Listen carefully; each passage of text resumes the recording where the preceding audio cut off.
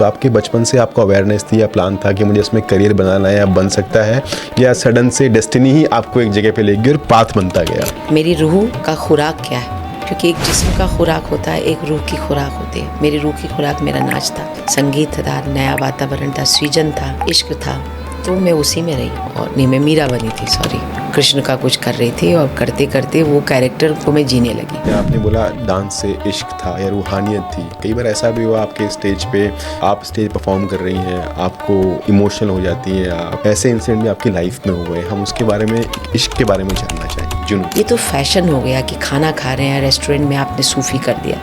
कभी भी सूफ़ी गाना बजाना समा होता था। समा यानी एक रिचुअल आर्ट फॉर्म है जो कमरे के अंदर, it is not meant for the stage. अभी हमने बात की अमीर खुसरो साहब की, उनके कई कलाम होते हैं, एक मर्यादा की हमने बात की, तो आपने शो के लिए कितना रिसर्च आप करती हैं? जैसे मन कुन तो मौला, इस पे जिसको देखो नाचते। क्यों नाचते हैं आप भाई? मन कुन तो मौला हज़रत अली के लिए मोहम्मद साहब ने लिखा, तो उसके ऊपर नाच नहीं कर सकते। मालूम नहीं, बस नाच रहे। तेरे इश्क नचाया करके थैया थैया, तेरे इश्क में मैं थैया थैया कर रही हूँ और तेरा इश्क मुझे नचा रहा है। अब मैं इसको क्या दिखाऊंगी? क्या मैं नाचती रहूंगी? मेंटल हेल्थ एक बहुत बड़ी समस्या बन गया है लोगों के लिए, उससे उबरना बड़ा मुश्किल हो पा रहा है। मेंटल हेल्थ पे आप बहुत समय पहले से काम करती आ रही हैं, उसके बारे में हम जानना चाहें। सूफी जो है वो भक्ति का एक दूसरा पर्यायवाची, वो तो बहुत बड़ी बात नहीं होती। बात तो वही है, इश्क की है, मोहब्बत की है और भक्ति। आप सभी का स्वागत है ताल तत्वा की कथक की पॉडकास्ट सीरीज़ में। आज की जो हमारी मेहमान हैं, उनका हम बहुत बहुत स्वागत करते हैं। मैम, आपका बहुत बहुत स्वागत है ताल तत्वा की थैंक यू कथक सो की much podcast Tarun ji series for में। Inviting me here. Thank you so much ma'am. Ma'am, अगर हम बात करें आपके बचपन की, आपका जन्म होता है गोपालगंज जैसे छोटे से शहर में। एक नारी होना, एक मुस्लिम समाज से आना, तो उस समय बड़ा सहज नहीं था कि बेटी डांस करे, या समाज की नज़रों में। तो आपके परिवार ने और या समाज ने कैसे उस दृष्टिकोण को देखा, और आपने क्या स्ट्रगल स्टार्ट से किया? देखिए, मेरा मानना होता है कोई स्ट्रगल होती नहीं है लाइफ में, ये डेस्टिनी होती है। मैं एक डेस्टिनी लेकर आई हूँ, पहले से तय है। जो हो रहा है वो भी तय है। कुन फाया कुन का आपने नाम सुना होगा, मैं तुझ में हूँ तू मुझ में है, या अहम ब्रह्मस्तो। तो जो पैदाइशी आर्टिस्ट होता है वो पैदाइशी आर्टिस्ट होता है, और डेस्टिनी काम करती है।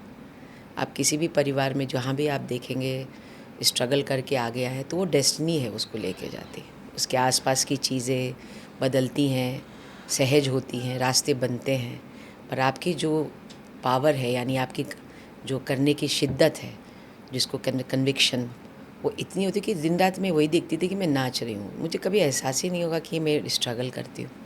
मैं अपने आप को शुरू से देखती थी मैं नाच रही हूँ। मैंने अपने को हमेशा से स्टेज पे ले जाके नाचते हुए देखा है। छोटी थी तब भी मैं परफॉर्मेंस, जब स्टेज मुझे दिखता था तो मुझे लगता मैं वो नाच रही हूँ, और मैं देखती थी अपने आप को, बहुत साफ था मेरा। हाँ, ये ज़रूर हुआ कि जब मेरी शौक़ हुआ कि मैं नाचूंगी, तो ऐसे ही सिखाने के लिए गुरुजी के पास भेज दिया। और तो पहले की जो तालीम होती थी वो सुबह ही 6:30 उनके घर के दरवाजे पे मैं पहुंच जाती थी, बल्कि 6 बजे फ़जर की नमाज़ से अम्मी उठा देती थी, और मैं नहा धो के पहुँच जाती थी 6:15 के आसपास। और फिर वहाँ से रियाज़, हमारी तालीम शुरू होती थी वो 7:30 तक, 7:45 तक। 8:30 बजे स्कूल चलता था। सीधे आती थी, कपड़ा बदलती थी और भागती थी। तो ये रहा, मगर मैं थोड़ी सी बावली सी थी शुरू से। मतलब मुझे घंटों अकेले छत पे बैठना पसंद था। सूरज ढलते हुए सूरज से मैं बहुत इंस्पिरेशन लेती थी। मुझे लगता कोई है मेरे साथ, और वो मुझे जो लाली होती थी ना, वो मैं ज़ब्ज़ करती थी अपने आप। मैं अपने आप को उसके साथ कनेक्शन करती थी और अकेली बैठी रहती थी। मुझे कभी खालीपन नहीं लगता था। अक्सर मैं उसके साथ बात करती थी, चंद्रमा से बात करती थी, टुकड़े बोलती थी, गाना बहुत गाती थी। मैं बहुत गाना गाती थी। मैं कभी कभी खाली नहीं होती थी। मुझे खींच खींच के लिए जाया जाता था कि इसके ऊपर कुछ आसेब आ गया, कुछ भूत पिचास है शायद, ये देखो क्या बातें करती। उनको ये नहीं पता था मैं अपनी दुनिया में हूँ। मैं टुकड़ा बोलती थी, तिहाई बोलती थी, गाना गाती थी, और अक्सर नाचती हुई दिखती थी। फिर वो नसीब का पलटा जिसको कहते हैं, पढ़ाई के लिए दिल्ली आना हुआ, छोटे भाई को भी। अम्मी ने बोला कि भाई आप बच्चे को थोड़ा अच्छी तालीम देंगे। उस जगह माहौल ऐसी थी। मैं एक्चुअली पढ़ाई के लिए आई थी, और हमारे परिवार शिफ्ट हो रहा था यहाँ। फिर कथक केंद्र पे हमने इंटरव्यू दिया। उस समय छोटी थी, 1-2 साल में मैं सीख के आई थी। रियाजी बहुत थी, तो ब्लड निकलता था पैर से। तो मैं बहुत बहुत तैयारी में थी, तो कथक केंद्र में आई तो मैं तो फर्स्ट ईयर के लिए मुझे सीधे 5th ईयर में डाल दिया, क्योंकि मैं इतनी सीखी हुई थी, छोटी सी थी। तो मेरे गुरु बहुत अच्छी थी, श्रीमती रेवा विद्यार्थी जी, तो उन्होंने बोला इसको मैं क्या सिखाऊंगी। मेरी मम्मी को बुलाया, आपको नाच सिखाना है या कोर्स। मेरी माँ ने बोला आपके हवाले किया बच्ची, आप देखिए जो इसके लिए बेहतर है। बोला मैं इसको नाच सिखाना चाहती हूँ, तो ठीक है नाच सीखेगी, आप जिसमें चाहें डाल दीजिए। तो 3rd ईयर में मुझे डाल दिया। 2 साल में मैं क्या सीखती, जब तक समझती तब तो ख़त्म। मैं फिर रोने लगी गुरुजी का दामन पकड़ के, मुझे नहीं जाना, मुझे यहीं सीखना है। फिर 1-2 साल एक्सटेंशन हुआ, उसके बाद फिर मैं महाराज जी के पास तालीम याफ्ता के लिए पहुँची। That is how my journey has started. अभी आपने बात की डेस्टिनी की, डेस्टिनी आर्टिस्ट को कहीं ले जाता है, इंसान को कहीं ले जाता है। तो आपके बचपन से आपको अवेयरनेस थी या प्लान था कि मुझे इसमें करियर बनाना है या बन सकता है, या सडन से डेस्टिनी ही आपको एक जगह पे ले गई और पाथ बनता गया? It was a part of the destiny. Plan तो कभी नहीं था कि मुझे, एक्चुअली मैं सच बताऊं, बहुत ईमानदारी से बोल रही हूँ, मुझे बेचना पसंद नहीं है कोई चीज़ भी जिससे मुझे इश्क है। मुझे इस नाच से बहुत इश्क है, और मुझे लगता था इसको बेच के मैं पैसा कमाऊं, नहीं कमाना।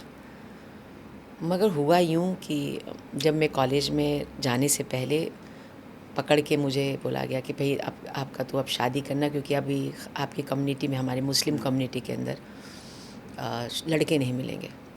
क्योंकि जब मैं रियाज़ करती थी दिल्ली में भी, तो मुस्लिम फैमिली होती थी, तो मैं रियाज़ ऐसे नहीं कर पाती थी, क्योंकि आवाज़ जाएगी। सुबह फ़जर की नमाज़ का मेरा रियाज़ था, 5:15 बजे ठीक घुंघरू बांध का मेरा रियाज़ था, और वो उस वक्त नमाज़ पढ़ने के लिए लोग जाते थे, तो मैं दुपट्टा बांधती थी कपड़े के ऊपर बहुत टाइट करके कि आवाज़ ना निकले।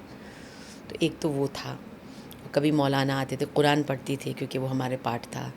तो कोई मौलाना आ जाए या कोई बाहर के लोग आए, नॉन क्लासिकल की लड़की नाचती है, तो तबले पे कपड़ा डाल दिया, हारमोनियम पे डाल दिया, वहाँ से भाग जाती थी, क्योंकि वो मेरी दुनिया के नहीं थे। तो मैं बड़ी क्लियर थी कि ये मेरी दुनिया का आदमी नहीं है, मैं अपनी दुनिया के लोगों की तलाश में थी। तो जब हम ज़बां मिलता है तो चीज़ें खुलनी शुरू होती, सृजन होता है वहाँ। सेम अच्छे वातावरण में फूल खिलते हैं, ठीक है ना, अच्छे मिट्टी मिलती है तो आप सींचते हैं, पानी मिलता है, अल्लाह उसको बनाता है, फिर वो आप सृजन होता है आपका। तो वातावरण बहुत ज़रूरी था। तो कथक केंद्र में जब कर रही थी, और मतलब मैं बोलना नहीं चाहती थी कि मैं डांस सीखती हूँ। नकाब भी 15 साल की उम्र पे हिजाब पहन के घूमती थी, क्योंकि we are not allowed to round about the community के साथ जाना था। तो लड़कियाँ रहती थी, तो उनके साथ तो मैं बगैर नकाब के नहीं जा सकती थी, तो मैं नकाब पहन के जाती थी।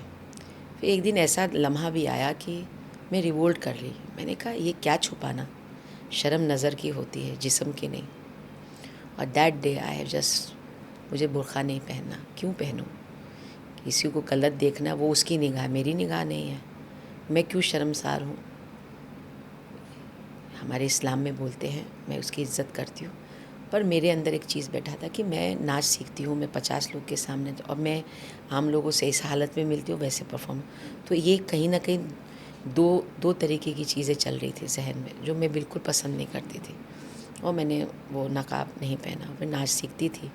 एक वक्त भी आया, मैं पढ़ाई करती थी और मुझे डबल निमोनिया हो गया, मैं बहुत ज़्यादा बीमार हो गई, और डॉक्टर ने बोला 1 साल का इसका इलाज है, ये तो चल ही नहीं सकते। मैं डिप्लोमा 3rd ईयर में थी कथक केंद्र में।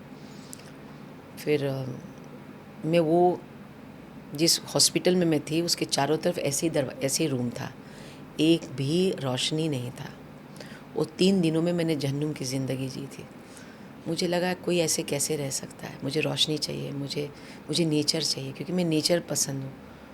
और उसके बाद मैंने ये महसूस किया कि मैं इस नाच के बगैर रह ही नहीं सकती, क्योंकि शादी करूँगी तो वो एक पर्टिकुलर तरीके से होगा, फिर शायद लोग करने ना दें, और करने भी देंगे तो कहीं टीचर वीचर बन जाए। मैं टीचर की तो प्रोडक्ट तो हुई नहीं। देन आई सेड नहीं, मुझे नहीं करना। एंड माय मदर सेड कि ठीक है, आगे की ज़िंदगी आपकी अपनी देखिए। मैंने कहा हाँ मैं करूँगी, जो भी है तो मैं उसके लिए मैं रिस्पॉन्ड।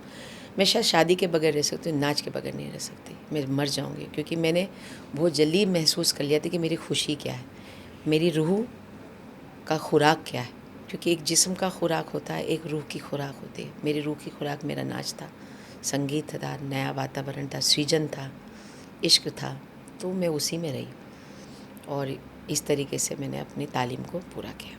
जी, अभी आपने एक बात बोली कि आपने अपनी आवाज़ बुलंद की। आपने पिछले 30 साल के करियर में कई महिलाओं की आवाज़ बुलंद की है, या आप उनकी आवाज़ बनी है अपने शो के ज़रिए, थीम के ज़रिए। हम और हमारे दर्शक उस बारे में कुछ जानना चाहेंगे। देखिए, जो आर्टिस्ट होता है वो बहुत सेंसिटिव होता है। आर्टिस्ट का मतलब है आर्ट सेंसिटाइज करता है। और अगर आर्टिस्ट सिर्फ बाहरी की तरफ देखेगा, अंदर की तरफ क्या देखेगा? आर्टिस्ट को दोनों तरीके से देखना चाहिए। ये डेकोरेटिव आर्ट नहीं है कि आर्ट को आपने सजा दिया एक लाइट के अंदर और उस पर लाइट पड़ रही है, लोग आके ताली मार के चल जा रहे हैं। उस आर्ट का मुद्दा क्या, उसका मतलब क्या, उसका मोटिव क्या है? कोई भी ज़िंदगी अगर आपसे वो वाबस्ता नहीं है किसी की तारीफ़ या किसी का सफलता, अगर आपने अपनी ज़िंदगी में कुछ लोगों को हील नहीं किया, फ़ायदा नहीं पहुंचाया, उनको अपलिफ्ट नहीं किया, चाहे कोई भी मायने में, पैसे से, एफर्ट से, जिससे, तो उस ज़िंदगी का मेरे नज़र में बकवास है, बेकार है। मेरा अपना मानना है कि अगर इश्यूज़ है आपके चारों तरफ, जो भी आपको दलित करता है, जिससे आप सेंसिटाइज होते हैं और परेशान होते हैं, आपके पास जो भी तरीका आप उसके ज़रिए बाहर निकालते हैं। किसके पास पेन होता है, पेन से, आपके पास अभी हम पॉडकास्ट कर रहे हैं, आप इसके ज़रिए बाहर तक पहुँचे, ये आपका ज़रिया है, ये आपका मीडियम है। मेरा मीडियम मेरा डांस है। जब लोग 100 आते हैं, 2000 आते हैं, 500 आते हैं, वो मुझे सुनते हैं, तो मेरा उस समय उस समय रानी खानम एक आर्टिस्ट खड़ी होती है, ठीक है, वो अपनी बात कहती, वहाँ तक पहुँचाती। तो एक जो आपका आधार है वो आपका आर्ट फॉर्म है, एक फॉर्म है जिससे आप करते हैं, आप उसको यूज़ कीजिए और वही एक होता है। मैं मुस्लिम कम्युनिटी की हूँ और बहुत सारी चीज़ों को मैंने ज़मीन पे और किताब में बिल्कुल अलग देखा है।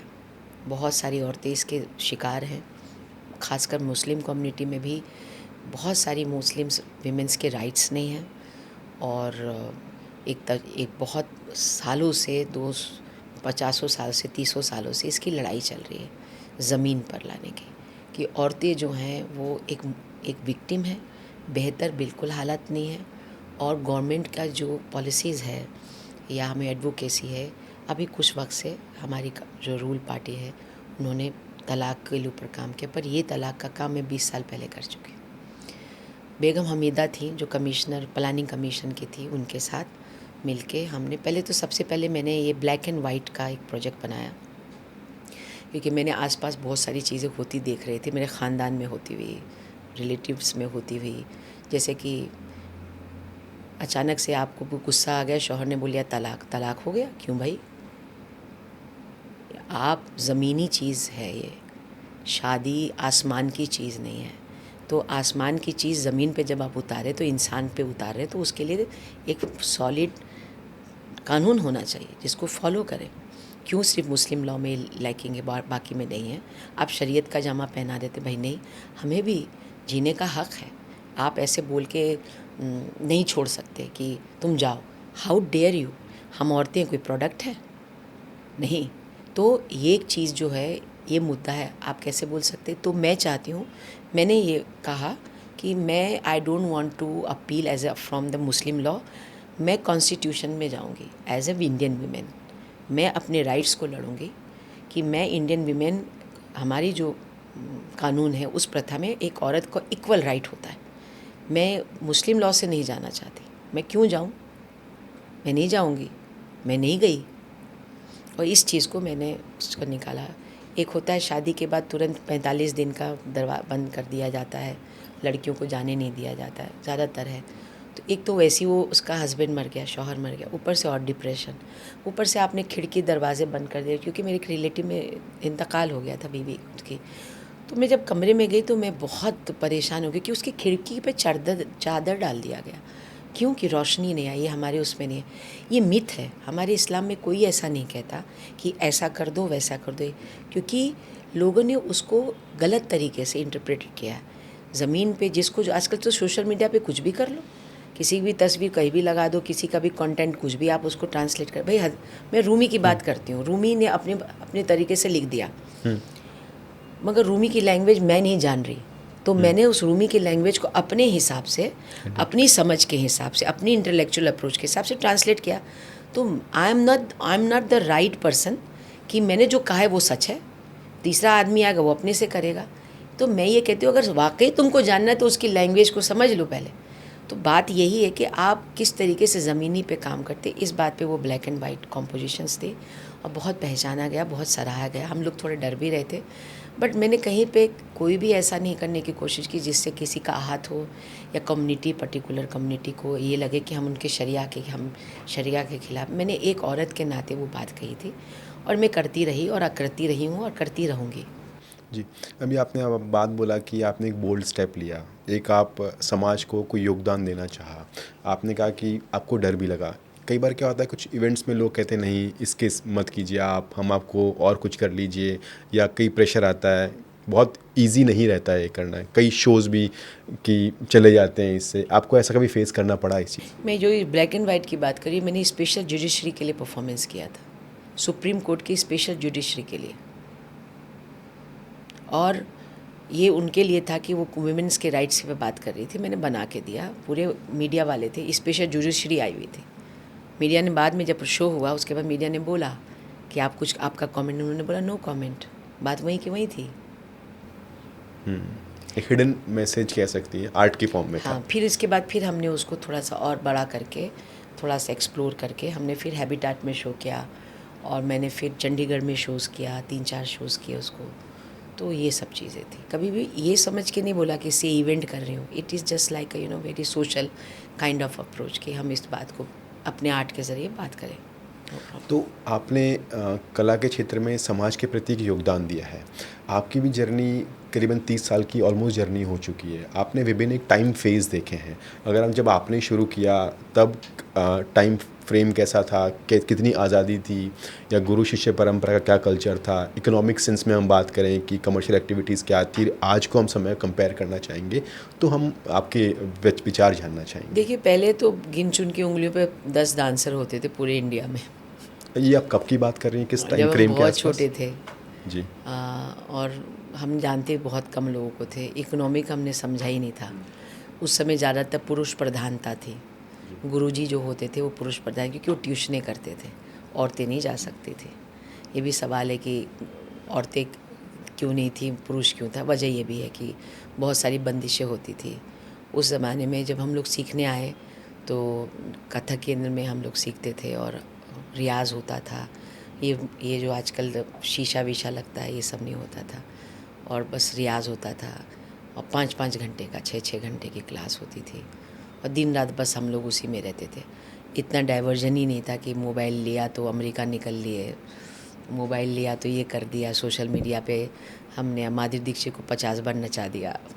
फिल्में होती नहीं तो ब्लैक एंड वाइट टीवी होता ही नहीं था। टीवी कहाँ होता था। तो दिल्ली जब हम आए तो पहली बार जब टीवी आया होगा, मुझे याद नहीं कौन से ईयर में, मैंने अपने किराएदार थे हम, तो हम पीछे से मुड़ मुड़ के देखते थे कि कहाँ से आदमी निकल के आया। इस तरह की सिविलाइजेशन में आप क्या सवाल करते। तो ये सवाल था कि लड़की आई, उस वक्त बहुत डेयर होती थी लड़कियाँ, वही आती थी जिनको डांसर उन बनना लड़कियों के था। प्रति समाज का क्या दृष्टिकोण उस समय हुआ करता था? नहीं, लड़कियों को बहुत ज़्यादा प्रमोट तो नहीं किया जाता था। दिल्ली बहुत ही अजीब सा यहाँ माहौल था। 6 बजे के बाद आप लड़की को बाहर नहीं देख सकते थे। ऐसी बहुत सारी घटनाएं हुई थी कनॉट प्लेस में, फायर ब्रिगेड के सामने, शंकर मार्केट, 5:30-6 बजे। लड़कियां नौकरी भी नहीं करती थी, इतनी बाहर थी ही नहीं, लड़कियां कहाँ निकलती थी। अगर लड़की दरवाजे पे, अगर वो बस स्टॉप पे भी खड़ी तो हज़ारों बसेस, हज़ारों गाड़ियाँ रुकती थी, लोग खोल के खड़े हो जाते थे। अब ऐसे समाज के बीच में एक लड़की या 2-3, जो उस ज़माने की जब 5-6 लड़कियाँ थी, वो सीखती थी क्योंकि उनको इश्क था, नाच से इश्क था, और वही बनी भी, ये भी बात समझ लीजिए, क्योंकि वो पागल थी, बावली किस्म की थी। तो वो ज़माने में बहुत ज़्यादा इकोनॉमिक नहीं था। हाँ, और थोड़ा सपोर्ट जब होता वो औरतें बहुत अच्छा कर लेती थी। सिखाने की परंपरा अच्छी थी, एडजस्ट करती थी लड़कियाँ, फिर भी उनकी अपनी लिमिटेशन होती थी। संकुची बहुत होती थी, बोलने में 50 बार गला सूखता था कि कैसे बात करें, पता ही नहीं था कि संवाद कैसे। और फिर लड़कियां, जैसे मेरी स्कूलिंग जो है गर्ल्स स्कूल में हुई, तो पता ही नहीं लड़कों से कैसे बात किया जाए। जो भी मिलता था भैया, हमें यही सिखाए जाते थे, भैया है, भैया बोलो। मतलब भैया हमारे लिए एक टैग था कि हाँ भैया, भैया भैया, वो चीज़ नहीं थी। मतलब वो भैया बोलना, अंकल बोलो, क्यों भाई, क्यों अंकल बोलो। आजकल के बच्चे नहीं बोलेंगे अंकल, वो तो मिस्टर बोलेंगे, सीधा बात, बहुत बोल्ड है मामला। तो ये उस ज़माने का था। अभी के जो ज़माने में, तो अभी तो इतने ऑप्शंस हैं, इतने ऑप्शंस हैं कि बस पूछो ही मत। लड़कियां बोल्ड हैं, बाशब्द है, अपने पैरों पे खड़ी हैं, समझती हैं, अपने राइट्स के बारे में बोलती हैं, करती हैं, और गवर्नमेंट से कितने सारे सपोर्ट्स हैं। आप ऐप्स देखिए, ये देखिए, वो करिए। उस ज़माने में और इस ज़माने में बहुत फ़र्क है। जी, अगर हम बात करें, आपने बोला डांस से इश्क था या रूहानियत थी। कई बार ऐसा भी हुआ आपके स्टेज पे कि आप स्टेज परफॉर्म कर रही हैं, आपको इमोशनल हो जाती हैं आप स्टेज पे, या कई बार आप खाली स्टेज पे परफॉर्म कर रही हैं लोगों के जाने के बाद भी, ऐसे इंसिडेंट भी आपकी लाइफ में हुए हैं। हम उसके बारे में, एक इश्क के बारे में जानना चाहेंगे। जुनू। देखो, ये सब मुझे नहीं लगता सिर्फ ये मेरे साथ जर्नी बहुत आर्टिस्टों के साथ हुआ होगा, क्योंकि खैर ये सवाल मुझसे है तो मैं अपने बारे में बताती हूँ। ये कभी कभी होता है, ये प्लान नहीं होता। कभी केमिस्ट्री बन जाती है, ये कभी समझ भी नहीं आगे बनेगा ये भी नहीं पता। एक दो बार मेरे साथ ऐसी घटना हुई कि मैं नाच रही हूँ और नाचते नाचते कुछ भाव कर रही थी, और मैं राधा बनी थी, और नहीं, मैं मीरा बनी थी, सॉरी, कृष्ण का कुछ कर रही थी, और करते करते वो कैरेक्टर को मैं जीने लगी। और जीने के बाद मैं बहुत बेइंतहा रोने लगी, और मैं रोना ही नहीं रुक रहा। और बहुत यंग थी मैं, 20-22 साल की थी। वो मेरा पहला एक्सपीरियंस था, और मैं ये रह रह के सोच रही हूँ मैं रो क्यों नहीं, कंट्रोल करना चाहती हूँ, पर आँख में से नमी बह रही है, झड़ झड़ झड़ झड़। वो बड़ी मुश्किल से 6-7 मिनट का वो पीस ख़त्म किया, और मैं अंदर गई, जाके आंसू आंसू पोंछा, और बहुत देर तक शांत रही, और रोई जा रही, रोई जा। प्रोग्राम नहीं हो रहा है, ख़त्म हो गया प्रोग्राम, लास्ट का था, और कुछ समझ में ही नहीं आ रहा क्यों रो रही हूँ। थोड़ी देर बाद अपने आप शांत हुई। तो फिर बाद में कहीं पढ़ा कि अभिनय दर्पण में कि जब कैरेक्टर करो तो डांसर को ये पता होना चाहिए वो कैरेक्टर करो, कैरेक्टर नहीं बने। पर कभी कभी वो जो सिरा होता है, जो बाउंड्री होती है, बड़ी पतली सी होती है, आप उसको क्रॉस कर जाते हैं, वो इतना ध्यान नहीं रहता। मैकेनिज़्म थोड़े है ये, आप उसको, ये प्यार है तो हो गया। ऐसी एक बार अभी कुछ हैबिटाट में रिसेंटली 2-4 साल पहले की बात है कि मैं नाच रही थी, और मैं पता नहीं क्या नाची, मुझे नहीं पता, मैं नाच रही थी, ब्लैंक हो जाती हूँ मैं। उसके बाद मैं आई तो सबने बोला पूरा नाच ली, आके बोला वो जो सेकंड पीस था ना वो कमाल था, ऐसा किया, हम रो रहे थे, कुछ कुछ बोले। मैं सोचने लगी सेकंड पीस कौन सा किया था, हाँ अच्छा ये वाला किया था, पर क्या किया था याद नहीं, रिकॉल करते करते आज तक याद नहीं आता। ऐसे बहुत बार होता है। जैसे बंदिशें सुनती हूँ या पोइट्री, क्योंकि मैं ज़रा पोइट्री पढ़ती हूँ, किताबें पढ़ने का बहुत शौक़ है मुझे। तो एक बार खजुराहो का फेस्टिवल था, और उसके पहले मैं रिहर्सल कर रही थी, और एक बड़ा सा ख्वाजा के ऊपर कुछ था, कुछ पीस था, वो गाने वाला बड़ा अच्छा गा रहा था, और बस मेरी लग गई, और मैं नजराना निकाल निकाल के दिए जा रही हूँ, क्योंकि वो एक है आदत, कोई अच्छा गाए तो उसको आप नजराना पेश करते जाए। वो गा ही जा रहा था, वो मैं रोई जा रही, वो गाए जा रहा, मैं रोई जा रही, सब शांत बैठे, क्योंकि उनको समझ में आ कि वहद में चली गई है। मैं बस रोई जा रही थी, और मैं दे जा रही थी। बहुत देर के बाद शांत हुई, 40 मिनट्स हो गए। तो ये हो जाता है, कभी कभी आपके साथ होता है, तो इसमें कनेक्टिविटी दिखती है कि आप बहुत ज़्यादा, डिवाइन कनेक्शन हाँ, हो जाता है। अगर हम बात करते हैं आपकी एक जर्नी की, आपका एक जर्नी का एक्सपीरियंस रहा है, आप 22 साल की रानी खानम को क्या सलाह देना चाहेंगी?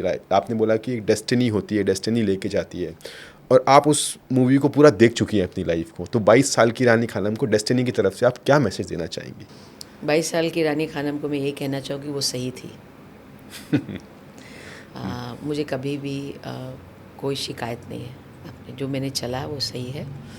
हाँ, 22 साल की रानी खानम को ये था कि थोड़ा डिप्रेशन में रहती थी वो, कि उसको साबित करना था और सपोर्ट नहीं था, तो उसके पास एक ही हथियार था, काम का। बहुत बार वो गई, काफ़ी लोगों से बात किया, उसको पता था वो अच्छा करती है, कोशिश कर रही है, बट कहीं चांस नहीं मिलता था।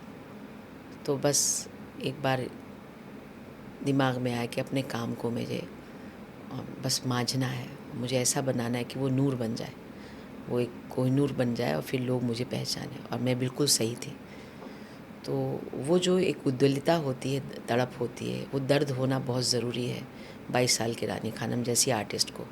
वो अगर दर्द नहीं है, वो तड़प नहीं है, वो बेचैनी नहीं है, वो नींद नहीं आ रही, इसका मतलब तुम अच्छा करोगे, और होना चाहिए। तो हम बात करते हैं सूफिज़म की, बात करते हैं, आपने कथक में सूफिज़म को आप लाई हैं, मैं कह सकता हूँ पायनियर में आपको कह सकता हूँ इस चीज़ का। ये जर्नी कैसे रहा आपके साथ? इस सवाल का जवाब बहुत इंटरेस्टिंग है। जब मैं कथक के में नृत्य सीख रही थी और एग्ज़ाम दे रही थी, तो एक बार की घटना है कि मुन्ना शुक्ला जी ने मुझसे पूछा, जो बहुत बड़े विद्वान और गुरु रहे हैं, कि आपने ये ठुमरी, आपने ये भजन आपने किया। मैंने कहा जी। तो ये आपने ये जो तोड़ा, इससे क्यों तोड़ा, ये फूल इससे क्यों तोड़ा? तो मैंने कहा मेरे गुरु ने सिखाया तो मैंने तोड़ा। तो क्या आपको पता नहीं कि इसका मतलब क्या होता है, इससे ये क्या लगाते, क्यों लगाते? मैंने कहा जी मुझे नहीं पता। तो कहने लगे कि नहीं पता। मैंने कहा नहीं। मैंने कहा देखिए ऐसा, मैं मुस्लिम हूँ, तो मेरी अदावत में, आदत में ये सब शुमार नहीं है, मुझे नहीं मालूम, तो मैं जानना चाहूँगी। तो उन्होंने बोला मैं किसी से पूछ लेना। तो मैं थी ज़िद्दी, मुझे उसी समय जवाब चाहिए होता है। तो मैंने बोला नहीं गुरुजी, आप प्लीज़ मुझे बताइए इससे क्यों तोड़ते? अब मेरे वो दिमाग में चढ़ गया था। मेरे भी दिमाग में चढ़ गया है। हाँ, तो उन्होंने बहुत अच्छे से जवाब दिया, बड़े प्यार से, कि ये जो एक नस जाती है वो वेन को जाती है, ये शुद्ध मानते हैं। तो जब आप फूल तोड़ते हैं तो वो नस का जो वार्मनेस होता है उस फूल को ख़राब नहीं करेगा, इसलिए वो फ्लावर जो है आप अर्पित करते हैं भगवान में। तो ये चीज़ मेरे दिमाग में आ गई और मैं करती थी। तो हर बार जब मैं नाच करूं तो मैं वंदना शुरू कर दूं, श्लोक शुरू कर दूं।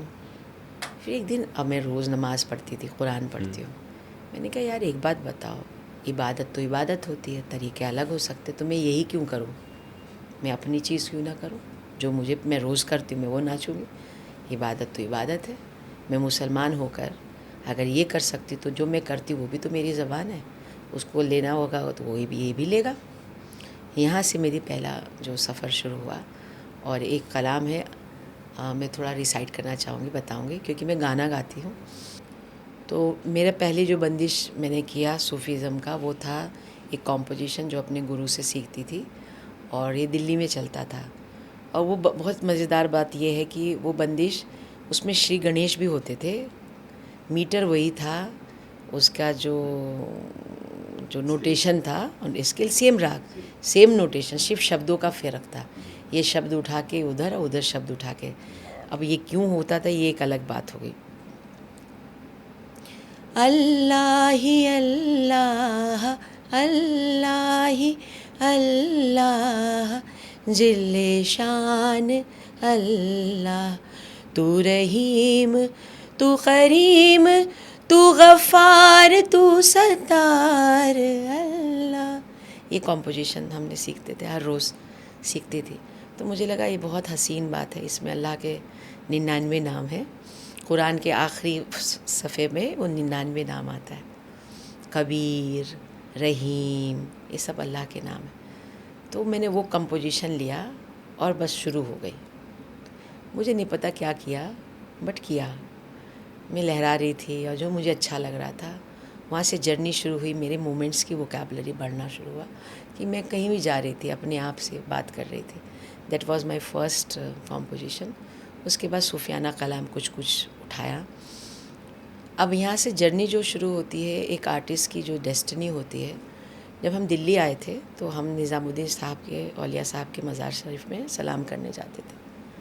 तो वहाँ एक रिवायत है, पहले हज़रत अमीर खुसरो के सलाम करना होता है, वहाँ सलामी करनी होती है, उसके बाद आप आगे जाके दूसरा सलाम करते हैं, क्योंकि उन्होंने बोल रखा है कि जो पहले आएगा मुझे सलाम करने, पहले मेरे शागिर खुसरो के पास जाएगा। यकीन कीजिए तरुण, मैं हमेशा जाली के पीछे दुआ पढ़ती रहती थी, और बस यही कि आज भी दुआ पढ़ती हूँ, और यही बोलती थी आप इतने बड़े शायर हैं, अल्लाह के दरगाह में मेरे लिए दुआ कीजिए कि मैं इतना सा भी कुछ ले पाऊँ ज़िंदगी में, इतना भी लेके मैं आर्टिस्ट बन पाऊँ। बस मैं आर्टिस्ट बनना चाहती हूँ, मैं कुछ नहीं बनना चाहती। मुझ पे अपनी रहम कीजिए, अल्लाह से मेरे हक़ में दुआ कीजिए, ये दुआ करने का तरीक़ा है। और वहाँ से उठ के मैं निज़ामुद्दीन औलिया जाती थी। तो इसके बाद मैंने हज़रत अमीर खुसरो की कुछ कुछ बंदिश, और मेरे खालू थे, मुँह बोले खालू, उनका मुझ पे बहुत असर था। हमीद ख़ान साहब, वो बहुत पर्शियन में बहुत कलाम लिखते थे, और उन्होंने बहुत सारी कलाम लिखी, और मेरी उनके साथ बहुत अच्छी गुफ्तगू होती थी, बातचीत होता था, हम बातें करते थे कॉम्पोजिशंस के बारे में।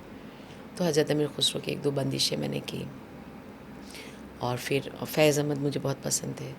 तो एक बार ये हुआ कि मैं प्रोग्राम तो कर रही थी, तो मुझे फ़ोन आया high commissioner of Malaysia Mrs Meena Sikri ji, कि Rani Meena Sikri ji, she was a DG, then she said कि हम ऐसा शो कर रहे हैं, बहुत बड़ा, इंडिया का नहीं पूरे वर्ल्ड का सबसे बड़ा इस्लामिक म्यूज़ियम आगाज़ कर रहे हैं, तो हमारा एक पार्ट है MTMC, वो गोल्ड का वो पूरा एग्जीबिशन करेगा, और एक बहुत हम उसको स्पॉन्सर कर रहे हैं, इंडिया वाला film, and we invite only, I want to invite you to perform there for the king and queen of Malaysia. So I wanted to showcase the beauty and grace of Islam, how we are treating in India by the dancer, Muslim dancer. तो और क्योंकि वहाँ Malaysia में तो 60 to 70 Indians मतलब Muslims community है, और वहाँ औरतें काम करती हैं, पर वो ऐसा रहती है, वो नकाब नहीं पहनते सर पे. तो शी वांट टू शो कि हम इतने ओपन हैं कि हमारे यहाँ औरतें भी करती हैं, and that is how I got this opportunity. And then I said, उन्होंने बोला क्या चाहिए तुमको, स्पेशल प्रोग्राम, बहुत बड़ा प्रोग्राम था. मैंने कहा मुझे हज़रत अमीर खुसरो की ना रिसाला चाहिए, उनका ओरिजिनल रिसाला चाहिए. और तो फिर वो एम्बेसी में मैं म्यूज़ियम में गई, नेशनल म्यूज़ियम में, बहुत 7 तालों में वो रिसाला बंद था, अरबों रुपये का. तो उसके ऊपर वो उसका क्या कहते हैं उसको कर देते ना, क्या करते हैं, इंश्योरेंस. ओके. उस समय उस किताब पे 4 करोड़ का इंश्योरेंस था. तो आप यकीन कीजिए, जब वो उन्होंने रिसाला मुझे दिया, वो मैं इसलिए लेना चाह रही थी कि उसकी फ़ोटोग्राफ खींचना चाहती थी, और उसको पीछे प्रोजेक्शन कराना चाहती थी, और उस समय मैं नाचना चाहती, क्योंकि क्वीन एंड किंग के लिए प्रोग्राम था, तो स्पेशली था. काफ़ी वर्ल्ड से प्राइम मिनिस्टर्स थे वहाँ पर, काफ़ी जगह से आए थे. तो जब उन्होंने मुझे रिसाला दिया तो कपड़ों में लिपटा था, बहुत सारे कपड़े थे, तह थी, वो खुलता गया, और मैं रोती चली जा रही हूँ. That time I realize always destiny work. दुआओं में बहुत असर है. Something was there which is मेरे को जो हमेशा मुझे बोलता है मेरे पीछे आओ. और जब उन्होंने मुझे हाथ में दिया, मेरे हाथ ऐसे कपकपा रहे थे, और मैं ज़ारो कतार रोए जा रही हूँ, और आँख बंद किया तो मैं अपने आप को दरगाह में पा रही हूँ कि मैं वहाँ पर दुआ कर रही हूँ, और किस तरीके से उनका ओरिजिनल रिसाला, जो कि पॉसिबल ही नहीं था किसी के लिए भी कि हाथ में आ जाए, तरीका देखे किस तरीके से उन्होंने दुआ की. अब वो सोने का वर्क है, इतना मोटा सोने का वर्क, पूरा सोने के ही पेजेस थे, और रूबी और हीरा वो सब जड़ा हुआ. वो किताब ऐसी थी, एक में लिखा हुआ, एक में. तो ये जो इंस्पिरेशन आया ना, फिर मुझे लगा नहीं, मैं इसी के लिए बनी हूँ, मुझे करना है. और उसके बाद मैंने इसमें बहुत ज़्यादा काम करना शुरू किया. फिर मैंने इंटरनेशनली सलाम फेस्टिवल गई, वहाँ पे तकरीबन 17 कंट्री के सारे स्कॉलर्स, डांसर्स, चंगेज़ खां के जो वंशज थे, जो मुस्लिम थे, कन्वर्ट हुए चाइना के, वो मुस्लिम्स हैं, चंगेज़ खान के वंशज, उनके साथ काम किया. ईरान, इराक, जितने भी डांस, इंडोनेशिया, पाकिस्तान, यहाँ वहाँ. एंड द लास्ट प्रोग्राम मैंने फ़िनाले कोरियोग्राफ किया, और वो भी चर्च के अंदर. क्या खूबसूरत बात है, क्या हसीन बात है. तो दैट इज़ हाउ मैं इसको करती रही, और मुझे बहुत मज़ा आता है. बस मैं ये कहना चाहती हूँ, ये फ़ैशन नहीं है, इसके लिए एक अदब रखिए. क्योंकि जब आप किसी रिलीजन से के लिए कुछ करते, कोई भी चीज़ आप उठाइए, चाहे वो सिख धर्म से उठाइए, ईसाई से, कोई भी, उसके नॉर्म्स होते हैं, उसके तरीके होते हैं. अगर उसमें ये लिहाज माना जाता है कि ये सर झुक कर आए, या यहाँ पे ऐसे बैठे, या इसका तरीका ये है, वो हमेशा आर्टिस्ट को ध्यान देना चाहिए. ये तो फैशन हो गया कि खाना खा रहे हैं रेस्टोरेंट में, आपने सूफ़ी कर दिया. कभी भी सूफ़ी गाना बजाना समा होता था. समा यानी एक रिचुअल आर्ट फॉर्म है, जो कमरे के अंदर, it is not meant for the stage, it was not meant for the stage. what we are doing in Kathak, we are only performing Sufi kalam through Kathak dance. So entirely thing is approach is different. एक सूफ़ी होता है जो रूमी के वक्त में सूफ़ी होता है, उसके अंदर वो होता है ब्लैक से वाइट, ब्लैक कपड़ा उतारते हैं वाइट में, कि आप उसमें एक तवाफ़ लेते हैं, उसमें एक तरीका होता है, उसमें तवाफ़ लेते हैं, तरीका होता है, आप गोल गोल चक्कर लेते हैं, वो उनका कोरियोग्राफ्ड है. पर हमारे ज़मीन का तो रंग बहुत अलग है. हम लोग इंस्पायर हिंदू कल्चर से. आपने वो भगवा कलर है, तो हरा कलर है, तो पीला है, काला है, तो सफ़ेद है, थाउजेंड्स ऑफ कलर सूफ़ी. आप सूफ़ी सिस्टम देखिए, 4 तरीके के सूफ़ी होते हैं. रिसर्च ही नहीं करते, एक ले लिया छाप तिलक, उसी पे नाचे जा रहे हैं. ये भौंडापना जो है, इससे मुझे बहुत तकलीफ़ होती है. रिसेंटली किसी का डांस देख रही थी, वो सर पे दुपट्टा उन्होंने नहीं रखा, मुझे बहुत गुस्सा आया, उससे ज़्यादा दुख हुआ। मुझे लगा इसकी अदब करो। अगर आर्ट की ही आर्टिस्ट अदब नहीं करेगा तो उस आर्टिस्ट की भी अदब नहीं होगी, ये भी याद रखिएगा। दायरा तो आपको कायम करना है, बनाना आपको है। आप दायरे को बनाइए, दुनिया आपको करेगी। ये कोई ऐसा चीज़ नहीं है, शोकेस की चीज़ है। यह आर्ट फॉर्म रिचुअल है। रिचुअल आर्ट फॉर्म कभी भी स्टेज के लिए नहीं बनते, और अगर आप स्टेज तक ले आते हैं तो उसमें एक बाशऊर होना चाहिए, तमीज़ होनी चाहिए, मर्यादा होनी चाहिए, और किस कलाम पे नहीं नाचे। जैसे मन कुन तो मौला, इस पे जिसको देखो नाचते। क्यों नाचते हैं आप भाई? मन कुन तो मौला हज़रत अली के लिए मोहम्मद साहब ने लिखा, तो उसके ऊपर नाच नहीं कर सकते, बिल्कुल बैन होना चाहिए। मालूम नहीं, बस नाच रहे हैं। उन्होंने कव्वाली शुरू कर दिया, आपने घूमना शुरू कर दिया। लॉजिक नहीं है, लॉजिक बिल्कुल नहीं। इज़्ज़त होनी चाहिए आपको। तो ये एक ईमानदारी बहुत बड़ी चीज़ है। या आप कह सकते हैं कि समझ भी नहीं है लोगों को, शायद पहले समझ होगी देन वो उस नहीं, दायित्व को समझ निभा नहीं है। पाएंगे। देखिए, ये बाहर और अंदर देखने की बात है, ये चमकने की बात है। हर सच्ची चीज़ चमकती नहीं है ना। आप मीठे हैं, आप बहुत ईमानदार हैं, आप सच्चे हैं, तो क्या आप बार बार चमकेंगे कि मैं सच्चा हूँ बोलेंगे? जो सच्चा होता है ना, वो साइलेंट रहता है। और जितने बड़े भी आपने आदमियों के साजे, वो सहज ही मिलेंगे आपको। वो कभी नहीं बताएगा मैं इतना बड़ा हूँ, मैं वो बड़ा हूँ। जो सहज चीज़ें ना, मिट्टी जो है ना, जो ओरिजिनल है, वो कभी नहीं चमकती। जी। मिट्टी हमेशा मिट्टी का कलर ही रहेगा, जिसमें जो सृजन भी करती है और ख़त्म भी आपको मिट्टी पे होना। तो आप चमक की तरफ जा रहे हैं तो आपको लेना ही देना नहीं है। इसीलिए इतना मेंटल हेल्थ, इतना इनजस्टिस, इतना वैक्यूम ऑफ लाइफ। हर आदमी दुखी है, अरबों रुपया कमाने के बाद सर पकड़ के बैठा रहता है। क्योंकि कितना आप कर लीजिएगा, आप खुशी नहीं है। तो आपका आसमान जो है उतना ही रखिए जितना हाथ है। मुट्ठी भर आसमान रखना होता है। आसमान तो बहुत है, उड़ान भरिए, पर आसमान को तो अपने दायरे को समझिए। तो ये जो एक चीज़ है, जो चमकने की चीज़ है, वो चाहे आर्टिस्ट हो, चाहे आप हो या हम हो, भाग रहे हैं ब्रांडिंग फलाना ढिमाका। कंक्रीट जंगल हो रहा है। कौन से आप बताइए, कौन सा बैठ के फैमिली के साथ बगैर टीवी के, बगैर मोबाइल के हम बैठते हैं? तो ये एक चीज़ बहुत ज़रूरी है। वो ये आर्ट फॉर्म जो हम लोग कर रहे हैं काफ़ी मदद करता है, आपको आपसे कनेक्ट करता है। तो इसलिए इसकी इम्पोर्टेंट बहुत है। बहुत ज़रूरी है। अभी हमने बात की अमीर खुसरो साहब की, तो उनके कई कलाम होते हैं, एक मर्यादा की हमने बात की। तो आपने शो के लिए कितना रिसर्च आप करती हैं? क्या एक आप ओवर ना कर दें या आप कम ना कर दें, या परफेक्शन जिसे कहते हैं, वो आप कैसे करती हैं अपने शोज़ में? देखिए, जब मैं कलाम उठाती हूँ तो सबसे बड़ी बात है, साहित्य को समझना ज़रूरी है।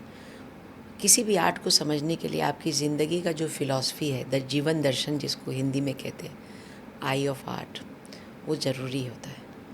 छोटी छोटी बूंद पड़ती है तो उसके अंदर सुख मिलता है, वो एक पोइट्री है। आप जब मूव करें, मेरा अपना मानना है कि जब आवाज़ दिखाई दे और नाच सुनाई दे, तब वो आर्ट पर्याप्त होता है। आप सिर्फ देखने नहीं देखना, आपको सुनाई देना चाहिए। जब हम कोई कलाम लेते हैं, शायर तो बोल देता है उसमें, पर आप उसको क्या समझ रहे हैं? शायर या पोइट्री जिसने भी लिखी है, वो अपने बोल करके चला गया, पर एक आर्टिस्ट है, वो उसका वर्जन क्या हुआ, वो कौन से वर्जन से अपने आप को तय कर रहा है, ये एक है। उसके नज़र में वो जो रंग, लाल रंग की जो लिबास है, साड़ी है, एक मैंने साड़ी पहन ली, दूसरा जो पहनेगा वो अगर वही साड़ी पहन के वैसी बनेगा तो उसका क्या क्रिएटिविटी है? उस साड़ी को कैसे रैप करेगा, किस तरीके से बांध रहा है, या बनाएगा क्या, ये वो है।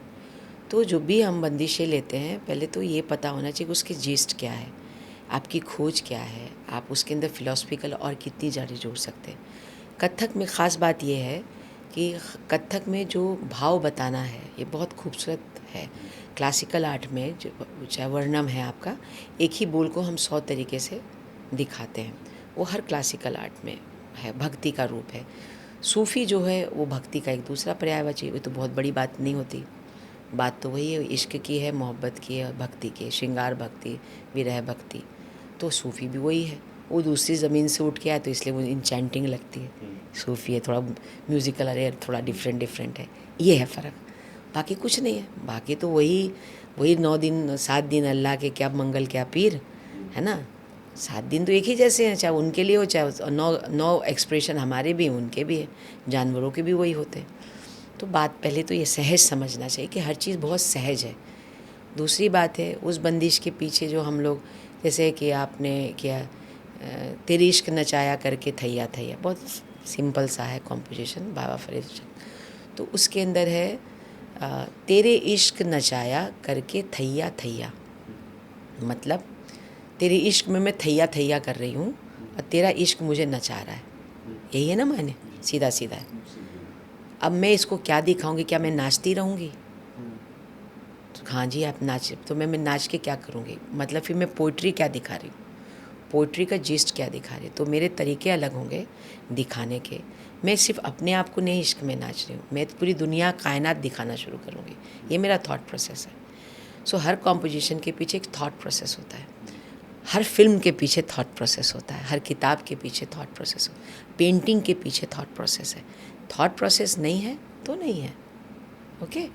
तो मैंने क्या किया, मैंने सोचा ये कायनात नाच रहा है तेरे इश्क में, 9 ग्रह नाच रहे हैं तेरे इश्क में, वो शय जो बड़ी बड़ी है वो भी नाच रही, जो दिखाई ना दे वो भी नाच रही। अब रोशनी का एक किरण आता है, उसमें आपको हल्की हल्की बहुत महीन महीन उड़ती हुई नज़र आती है। जब उस पर रोशनी पड़ती है तब दिखाई देते। जो जो दिखाई दे रहा है वो भी नाच रहा है, जो ना दिखाई दे रहा है वो भी नाच रहा है। तो कौन सी बड़ी बात है। मैं यहाँ से शुरू करूँगी, तेरे इश्क नचाए, मैं नहीं नाच रही, सारी शय नाच रही है। वो कैसे नाच रही वो मैं दिखा रही हूँ। सो आपने उलट के सवाल को देखा कि आपने कैसे नाच रहा है, कैसे पानी की कतरा नाच रहा है, पानी में वो एक ड्रॉप गिरता है तो वो पानी की जो थल होती है, वो जो कंपन है वो भी नाच होता है कि नहीं होता। चिड़िया की नाच होती है, खुद की नाच होती है, आपके नस के अंदर जो चल रहा है ये भी नाच रहा होता है। हार्ट बीट नाच रहा है, दिमाग में चीज़ें नाच रही हैं, पूरा शय में खून जा रहा है, आपकी आंखें नाच रही, आपका थॉट नाच रहा है। तो हर चीज़ तो नाच ही रहा है। तो आप सिर्फ जिस्म से क्यों उसको रिलेट कर दिया, बस तेरे इश्क नचाया घूमते जा रहे हैं। ये है थॉट प्रोसेस। तो अगर हम बात करते हैं आज के ज़माने की, मेंटल हेल्थ एक बहुत बड़ी समस्या बन गया है लोगों के लिए, उससे उबरना बड़ा मुश्किल हो पा रहा है। मेंटल हेल्थ पे आप बहुत समय पहले से काम करती आ रही हैं, उसके बारे में हम जानना चाहें। देखिए सिर्फ मैं ही नहीं, काफ़ी लोग काम करते। मेंटल हेल्थ एक्चुअली 20-25 साल पहले यूरोप में काफ़ी काम हो चुका है। Dance in hospital, dance in old age home, dance with disable artist, disabled, ये सब बहुत हीलिंग के बतौर किया है। पर मैं वापस लाना चाहूँगी, अगर गुरु शिष्य परंपरा का सही मायने देखा जाए और इस संगीत नृत्य का सही मायने देखा जाए, क्लासिकल आर्ट फॉर्म, तो वो हीलिंग ही है कि आप किसी को हील करते हैं, उसके जीवन को बदल देते हैं। बहुत सारे मेरे पास बच्चे हैं, अभी भी हैं, जिनको पता है वो डांसर नहीं बनेंगे। आप कभी भी आइए, मगर वो तड़पते हैं सैटरडे को आने में। वो आते हैं, बैठते हैं, 3-3 घंटा बैठेंगे, वो कहते हैं हमें अच्छा लगता है। तो कहीं ना कहीं मदद मिल रही है उनको अच्छा लगने की, तो ये एक बहुत बड़ी चीज़ है। तो मेरा आग्रह है सारे आर्टिस्टों से जो सिखा रहे हैं, वो इस बात को भी देखें और जानें कि इस आर्ट के साथ अगर आप किसको ट्रीट करते हैं, किसी को अच्छा करते हैं या जीवन दर्शन से उनके खालीपन को भरते हैं, उनको वैल्यू और संस्कार देते हैं, सिखाते हैं, तो वो बहुत बड़ा एक काम है। सभी आर्टिस्ट नहीं बनते, सभी लोग आर्टिस्ट नहीं होते, सभी परफॉर्मर नहीं बन सकते। ऐसे भी लोग होते हैं जो अप्रिशिएट करते हैं, आर्ट कोनाइजर्स बनते हैं, दर्शक बनते हैं। वो सुंदर तरह, वो शायद उसमें जब वो अपने घर गृहस्थी संभालते हैं तो अपने बच्चों को बढ़ाते हैं, आसपास की सोसाइटी को सेंसिटिव करते हैं। तो ये एक बहुत इम्पॉर्टेंट रोल है मेंटल हेल्थ का, एक है। और बहुत केसेस आ रहे हैं, आप देखिए अभी स्कूल्स में भी शुरू हो गया है। वैक्यूम ऑफ रिलेशनशिप में बहुत कॉम्प्लिकेटेड रिलेशनशिप हो रही हैं, आपको समझना पड़ता है, हमें भी समझना पड़ता है। बहुत बार मैं भी नहीं समझ पाती प्रॉब्लम क्या है। पेरेंट्स को लगता है कि मेरा बच्चा, मैं क्यों बोलूँ मेरा बच्चा मेंटल हेल्थ में है, तो वो उनको ईगो प्रॉब्लम होती है, पर वो गड़बड़ है, वो बहुत बड़ा गड़बड़ है, वो उनको लेना पड़ेगा। अगर वो नहीं लेंगे तो गड़बड़ है। मैं बहुत बच्चों को जानती हूँ अपनी क्लास में भी, बाहर के भी बच्चों को, जिनको बहुत ज़रूरी है डॉक्टर्स की, पर पेरेंट्स को मालूम है, वो डिस्क्लोज़ नहीं करते हैं। हम देख लेते हैं, हमें मालूम है गड़बड़ है, हम बताते हैं। और टच एंड हील, बच्चों को छूना चाहिए। जब आप बच्चों को सिखाएं, सिर्फ हाथ से प्यार से हाथ रख दीजिए, बहुत अपनापन महसूस करते हैं। वो इतना महसूस करते हैं जैसे कोई गर्मी में आपने ठंडा पानी दे दिया। वो इतना अंदर तक शांत रह जाते हैं। तो टच जो है ना, रिलेशनशिप में कम हो रहा है, टच को बहुत कम हो रहा है। ये जो गड़बड़ है, ये सब चीज़ें हमें थोड़ा देखना चाहिए। नृत्य के ज़रिए तो बहुत ज़्यादा इसकी ज़रूरत है, हमारे पास बहुत बच्चे सीखते हैं, तो हमें लगता है कि सिखाने में ये सब चीज़ों को थोड़ा ध्यान देना चाहिए।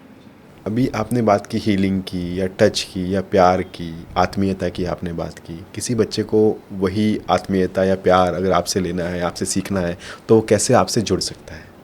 बहुत अच्छी बात है। एक्चुअली में हमारे पास इंक्लूसिव आर्ट फॉर्म है। हमारे पास मेंटली रिटार्डेड बच्चे हैं, डाउन सिंड्रोम है, फिज़िकल डिसेबिलिटी है, पोलियो वाले ज़्यादा बच्चे भी हैं, तो वो डांस सीखते हैं। हम फ्री चार्ज करते हैं, हम वी डोंट चार्ज एनीथिंग। और जो भी बच्चे हमें अप्रोच करते हैं, हम पहले देखते हैं, उनको खुशी मिलती है। हम मगर माँ बाप को भी बोलते हैं कि लिमिटेशन है, लिमिट में होता है, पर फोर्स मत कीजिए। तो हमारे पास वो आते हैं। मेरा नाम है रानी खानम। आप गूगल करेंगे, आमद डांस सेंटर है, तो वो आपको दिख जाएगा। तो आप उसमें भी हमें सोशल मीडिया में भी आप हमसे कांटेक्ट कर सकते हैं। मेरे पास बहुत सारे बच्चे आते, बीच में 1-2 बच्चे आए मेरे पास, और मैं शेयर करना चाहूँगी। तो वो बहुत बेचैन बच्ची थी, अभी रिसेंटली भी आई थी। ऐसे बहुत सारी कहानियाँ इसके बारे में। क्या उम्र होगी उन बच्चों की? 7 साल की 7 थी। साल के बच्चे थे। माँ बहुत किसी बड़ी कंपनी में आईटी में काम कर रही थी, बाप भी आईटी में थे। तो बच्ची को ले आई और बोले लगे, गुरुजी इसको सिखाना है। तो वो कभी पैर ऐसे सीधा कर दे, कभी ऐसे बैठ जाए, फिर उठे कहीं बैठ जाए।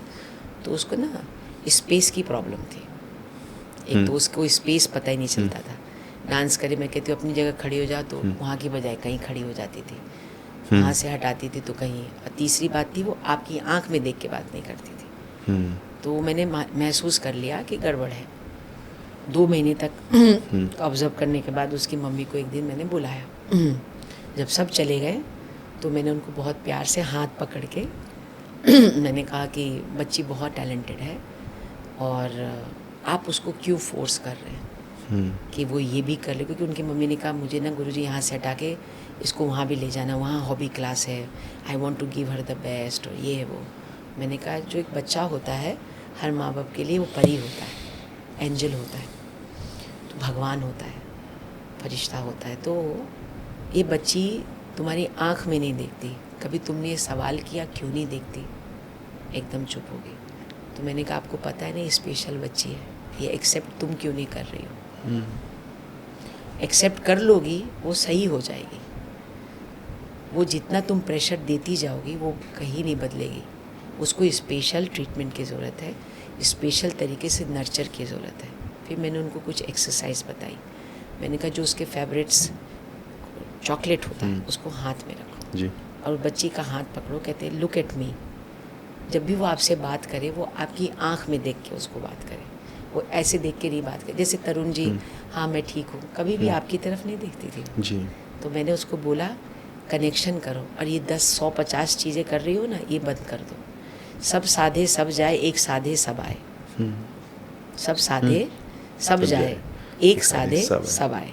मैंने कहा, एक चीज़ पे कॉन्सेंट्रेट करो, तुम इसको नर्चर करो, यकीन करो ये बच्ची रिज़ल्ट देगी। मैं आपके साथ खड़ी हूँ। 1 साल के बाद वो बच्ची आराम से देखती थी, उस पे प्रॉब्लम नहीं थी, कुछ नहीं था। वो बहुत ग्रेटफुल रही। फिर उनको जाना पड़ा, दिल्ली से बाहर शायद बेंगलोर शिफ्ट हो गई। कुछ जी हम जा रहे, काफ़ी रोई वो बच्ची। पर मैंने कहा, वहाँ भी जाके प्रेशर मत करो। तो इस तरह के जो ट्रीटमेंट्स होते हैं बच्चों को, माँ बाप एक्सेप्ट ही नहीं कर पाते। क्यों नहीं कर रहे हो यार, कर लो, क्या फ़र्क पड़ता है? उसकी लिमिटेशन है, सब बेस्ट नहीं हो सकते। और जो बेस्ट है, हर बच्चा एक अलग रंग का फूल है। तो किसी का बैरंगी कलर है, किसी का लाल है, किसी का पीला है। आप गुलाबी क्यों बनाना चाहते भाई? वो अपना रंग लेकर आया है, उसको उसी रंग में जीने दो जिसमें वो है, और खुश रहने दो। मेन बात ये होती है कि आपका बच्चा खुश है, यही आपका सेटिस्फैक्शन होना चाहिए, वो होना चाहिए।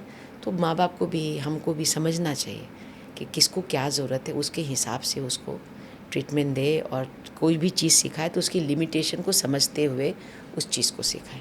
जी, अभी आपने बात की बच्चों को सिखाने का, आपने बहुत बच्चों को सिखाया है, बहुत आर्टिस्ट आपने डेवलप किए हैं, आपने समकालीन आपने डेवलप होते हुए देखे हैं। कई बार आर्टिस्ट के मन में संशय होता है कि आर्ट फॉर्म किस डायरेक्शन में जा रही है, या इकोनॉमिकल पॉइंट ऑफ व्यू से बोलते हैं कि भूखे पेट ना हो बचन, कि मैम कैसे करियर बनेगा, क्या-क्या हम कर सकते हैं, क्योंकि आपके ज़माने में नीड्स अलग थी, एक डिमांड अलग थी, आज नीड्स अलग हैं।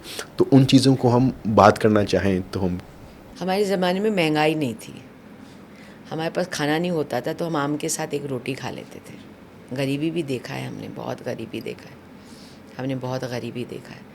तो खाना नहीं होता था तो कभी एक आम दे दिया अम्मा ने तो रोटी के साथ खा लिया, वो सेटिस्फेक्शन था, क्योंकि कनेक्शन रहता था कि मेरी माँ, मेरे पापा ये लोग हार्ड वर्क करते, ठीक है।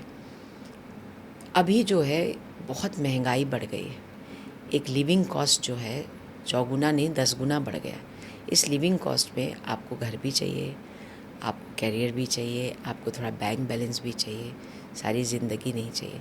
तो मुझे ऐसा लगता है जो जो 100 बच्चे सीख रहे हैं उस 100 में से आप 80 तो ऐसे ही निकाल दीजिए, 60, 70, 80 ऐसे ही छट जाए, वो सीखते हैं छोड़ देते हैं। अब वो 40% जो आपके पास है उनमें से 20 से 30% बच्चे जो हैं परफॉर्मर नहीं बनते। वो टीचिंग करते हैं, ट्यूशनें करते हैं, कहीं प्रोग्राम मिल गया वो कर लेते हैं, छोटा मोटा ग्रुप चला लिया उससे वो सीख लेते हैं।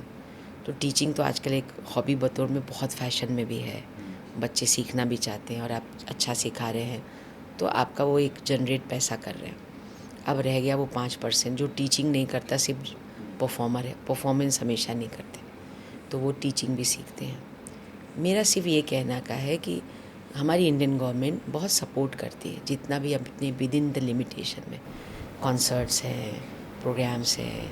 अभी जो प्राइवेट स्पॉन्सर्स प्रोग्राम थे बहुत कम हो गए क्लासिकल के फील्ड में, पैसा नहीं है तो आर्टिस्ट क्या करेगा। जी सवाल तो जी, ये कि सवाल आर्टिस्ट यही क्या है। करेगा कि अब जो ग्रांट है, छोटा मोटा ग्रांट कि आपने अनुदान ले लिया, 3 लाख ले लिया, 2 लाख ले लिया, 4 लाख आपने कर दिया, आपको खर्च भी करना पड़ता है, पर वो क्या पूरे एक साल के लिए काफ़ी है?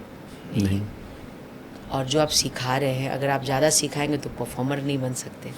तो जो बैलेंस करना होता है विद इन उसमें करना होता है। तो मुझे हमेशा ऐसा लगता है इकोनॉमिकली आपको एक सस्टेनिटी चाहिए होती है, और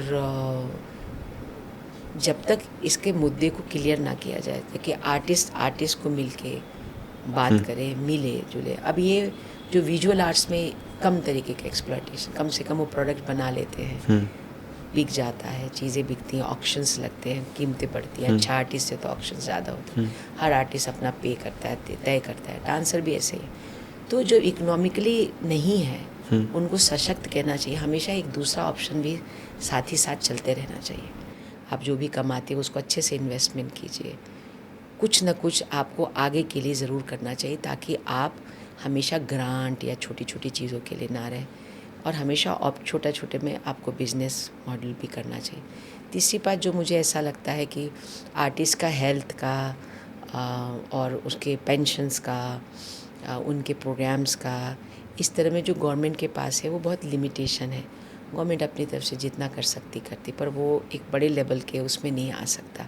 तो ये एक बहुत बड़ा मुद्दा है। ये हम आर्टिस्टों को मिल के, यंग जनरेशन जिनको मैं समझती हूँ बहुत समझदार हैं और जो हमारे पॉडकास्ट को सुन भी रहे हैं, इस वक्त हमें देख रहे हैं, उनसे मैं ज़रूर कहना चाहूँगी इसके बारे में जागृत होइए, आपस में देखें क्या हो सकता है क्या नहीं, जुड़िए और एक नए तरीके से एक्सेस कीजिए और जनरेट कीजिए चीज़ों को, और बेहतर तरीके से मिलिए, जुड़िए, बात करिए, संवाद कायम कीजिए, नॉर्म्स बनाइए, कुछ ना कुछ करिए और आपस में एक मिल के जाइए। मिल के अगर आप रहेंगे तो बहुत सारी चीज़ें बनती है, और अकेले अकेले रहेंगे बहुत ज़्यादा देर तक नहीं चल सकता।